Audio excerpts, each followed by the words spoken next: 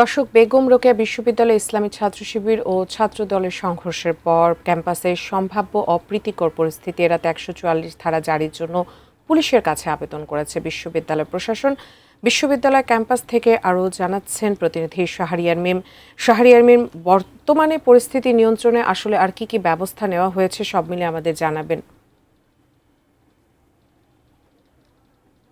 ধন্যবাদ। রয়েছি বেগম রোকেয়া বিশ্ববিদ্যালয়ের প্রধান ফটকের সামনে। আপনাকে জানাতে চাই যে গতকাল যে জুলাইয়ের যে চিত্র প্রদর্শনীকে কেন্দ্র করে ছাত্রদল এবং ছাত্র শিবিরের যে আসলে ধাওয়া পাল্টা দেওয়া সংঘর্ষ হাতাহাতির ঘটনা ঘটেছে, এরপরেই কিন্তু এখানকার কিন্তু এই দুই দলেরই কিন্তু আজকে বিক্ষোভের ডাক দিয়েছিলেন একই সময়ে, যার কারণে বিশ্ববিদ্যালয়ের প্রশাসন ১৪৪ ধারা আবেদন করেছিলেন। কিন্তু ১৪৪ ধারা আবেদন করলেও আইন শৃঙ্খলা বাহিনীর পক্ষ থেকে কিন্তু সেকে নিশ্চিত করা হয়নি। অর্থাৎ আজকে কিন্তু তাদের যে এখন বিক্ষোভের যে সময়, সেটি কিন্তু আমরা দেখতে পাচ্ছি যে বিশ্ববিদ্যালয়ের সামনে ছাত্রদল এবং বিএনপির বিভিন্ন অঙ্গ সংগঠনের নেতাকর্মীরা কিন্তু অবস্থান নিয়েছেন। তারা বিভিন্ন জায়গা থেকে মিছিল নিয়ে কিন্তু বিশ্ববিদ্যালয়ের সামনে তারা কিন্তু গেটে কিন্তু অবস্থান নিয়েছেন। আমরা একটু জানতে চাই যে ভাই, এখন আপনারা কি করতে যাচ্ছেন একটু সংক্ষিপ্ত।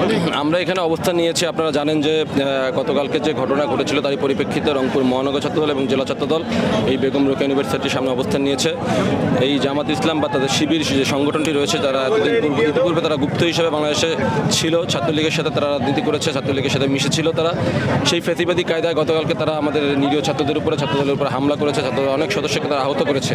তারই পরিপ্রেক্ষিতে আজকে রংপুর মহানগর ছাত্রদল এবং রংপুর জেলা ছাত্রদল আমরা এখানে অবস্থান নিয়েছি। আমরা শুনতে পেরেছি তারা নাকি আজকেও অস্ত্রশস্ত্র এবং বহিরাগতদেরকে নিয়ে এই ক্যাম্পাসে আবার তারা আসার যে স্বপ্ন দেখছে বা দিবা স্বপ্ন দেখছে, সেই স্বপ্ন নিশ্চিত করার জন্য আমরা এখানে অবস্থান নিয়েছি। আমরা আপনাদের মাধ্যমে স্পষ্ট ভাষায় একটি কথা বলে দিতে চাই পুরো বাংলাদেশের মানুষকে, যারা স্বাধীনতার বিপক্ষে ছিল, যারা ফ্যাসিবাদী কায়দায় রাজনীতি আবারও এই ক্যাম্পাসগুলো তারা রাজনীতি কায়েম করতে চায়, আমরা তাদেরকে ক্যাম্পাসে কোনো রকম রাজনীতি করার সুযোগ দিব না ইনশাল্লাহ। আপনারা এখানে কতক্ষণ অবস্থান নেবেন? যতক্ষণ শিবির আসবে না ততক্ষণ আমরা অবস্থান নেব। ধন্যবাদ আপনাকে। আসলে শিবিরের পক্ষ থেকেও কিন্তু বিক্ষোভ মিছিল নিয়ে আসার কথা রয়েছে, যদিও এখন পর্যন্ত শিবিরের বিক্ষোভ মিছিল আমাদের চোখে পড়েনি। তবে বিশ্ববিদ্যালয়ের সামনে এই মুহূর্তে কিন্তু ছাত্রদল এবং বিএনপির বিভিন্ন অঙ্গ সংগঠনের নেতাকর্মীদের আমরা দেখতে পাচ্ছি। যদি পুরো এলাকাটিকে আপনাদেরকে দেখাই, যে এখানে কিন্তু দেখতে পাচ্ছেন যে ছাত্রদল, জেলা, মহানগর এবং বিএনপির বিভিন্ন অঙ্গ সংগঠনের নেতাকর্মীরা এখানে অবস্থান নিয়েছেন। এই যে আপনারা এখানে আপনারা যে এই মুহূর্তে এখানে রয়েছেন, কি চাচ্ছেন? আমরা চাচ্ছি যে জামাতের কত সক্ষমতা আছে আমাদের সঙ্গে এসে ফেস করব। আমরা ফেস করার জন্য রাজপথে আছি। ধন্যবাদ। মূলত ছাত্রদলের পক্ষ থেকে বলা হচ্ছে যে, বা বিএনপির পক্ষ থেকে কিন্তু বলা হচ্ছে যে জামাত শিবিরের তারা কিন্তু বিক্ষোভের জন্য অপেক্ষা করছেন, যে তারা এখানে আসলে তাদের এখানে আসার কথা রয়েছে, বিক্ষোভ করার কথা রয়েছে। তবে এখন পর্যন্ত কিন্তু তারা এখানে আসেননি।